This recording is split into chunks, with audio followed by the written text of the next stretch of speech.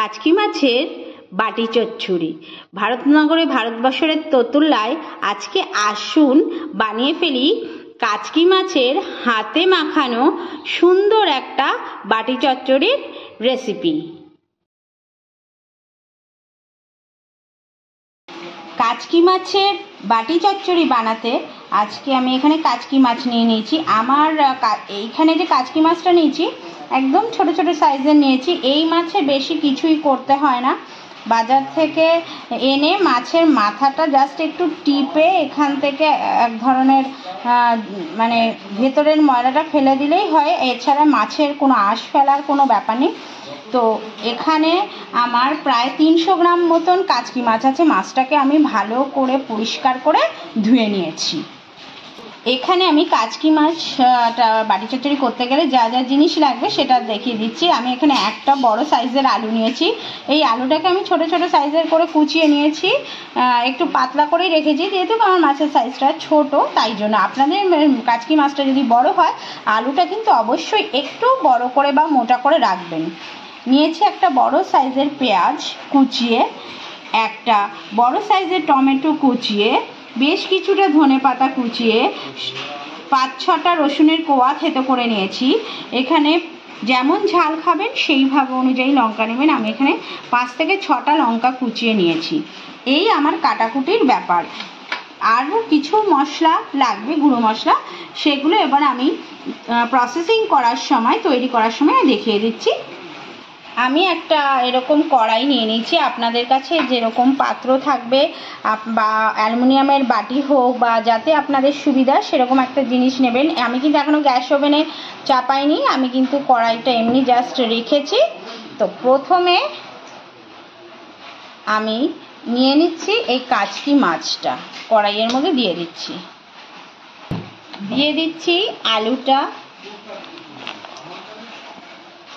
সত্যি এই কাচকি মাছ দিয়ে গরম গরম ভাত খাবো ভাবলেই কিন্তু ভীষণ ভালো লাগছে।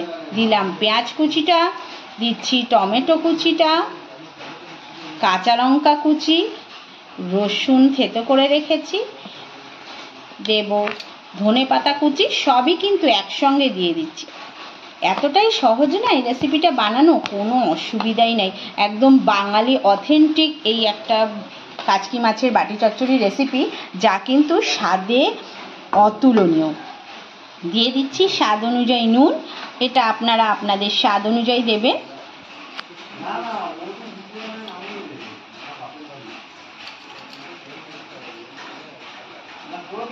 দিয়ে দেব হলুদ, তবে হলুদের মাত্রাটা কিন্তু একটু কম রাখবো। সুন্দর একটা কালার বা রঙের জন্য দিয়ে দিচ্ছি, বা মানে যে যেরকম ঝাল খান কাশ্মীরি লঙ্কার গুঁড়োও দিতে পারেন। আবার যদি মনে করেন একটু ঝাল ঝাল খাবো তাহলে কিন্তু ঝাল লঙ্কার গুঁড়োও দিতে পারেন। এখানে 1/2 টিস্পুন মতো তাই দিয়ে দিলাম আমি। আর দিয়ে দিচ্ছি একটু 1/2 চামচ মতন জিরে গুঁড়ো।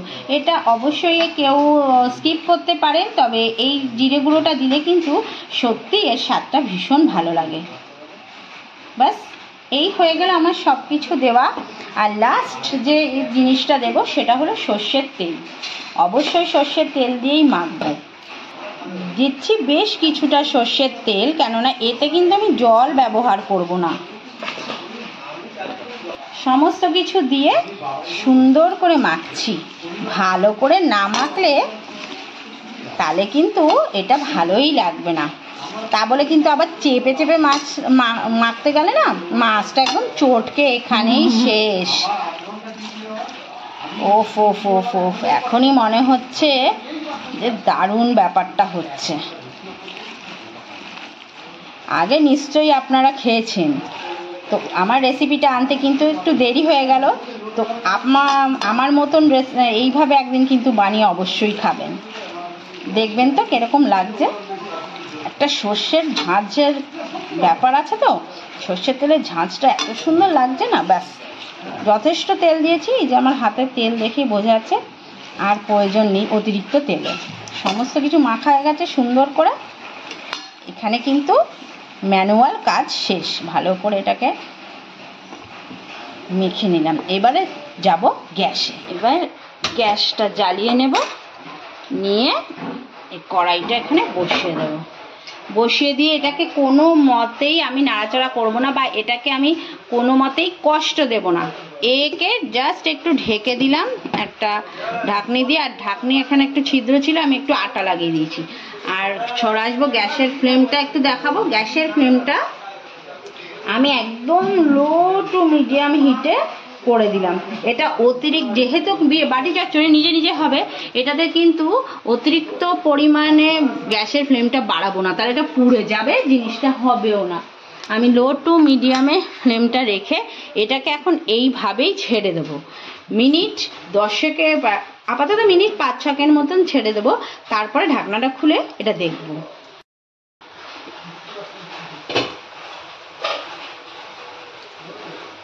তেলটা ওপর দিয়ে ভেসে উঠেছে, মিডিয়াম করে দেবো ফ্লেমটা, একদমই নাড়িয়ে নেব। এইবারে ফ্লেমটা বাড়িয়ে নেব। আমার আলু এখানে সুন্দর সেদ্ধ হয়ে গেছে, মাছও হয়ে গেছে। এবারে ফ্লেমটা একটু বাড়িয়ে নেব, ফ্লেমটা মিডিয়াম টু হাই করে মিনিট 2 মতন এটাকে একটু ভালো করে নাড়িয়ে নেব। তাহলেই তৈরি হয়ে যাবে কাচকি মাছের বাটি চচ্চড়ি। কত সহজ উপায়ে মাত্র 10 মিনিটেই এই কাচকি মাছের বাটি চচ্চড়ি তৈরি করা যায়। তো আপনারা সবাই দেখলেন, এটা দেখতে যেমন সুন্দর, এটা খেতেও কিন্তু অসাধারণ হয়। কাচকি মাছের বাটি চচ্চড়ি সমাপ্ত হইল এইখানে। এইবারে গ্যাস ওভেন বন্ধ করিয়া দিব।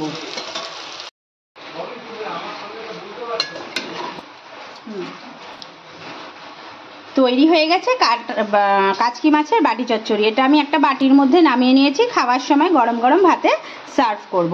আর অবশ্যই এটা কিন্তু ভাতের সঙ্গেই খাবেন, ভীষণ ভালো লাগবে। একদম ঝটজলদি ঘরোয়া উপকরণ দিয়েই খুব সুস্বাদু এটা একটা রেসিপি।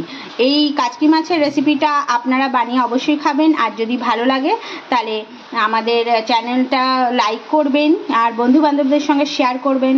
আর যারা নতুন এখনও আমাদের চ্যানেলটা সাবস্ক্রাইব করেননি, তাদের কাছে বিশেষভাবে অনুরোধ থাকলো তারা আমাদের চ্যানেলটা সাবস্ক্রাইব করে আমাদের পাশে থাকবেন। সকলকে নমস্কার, সকলেই ভালো থাকবেন, সুস্থ থাকবেন।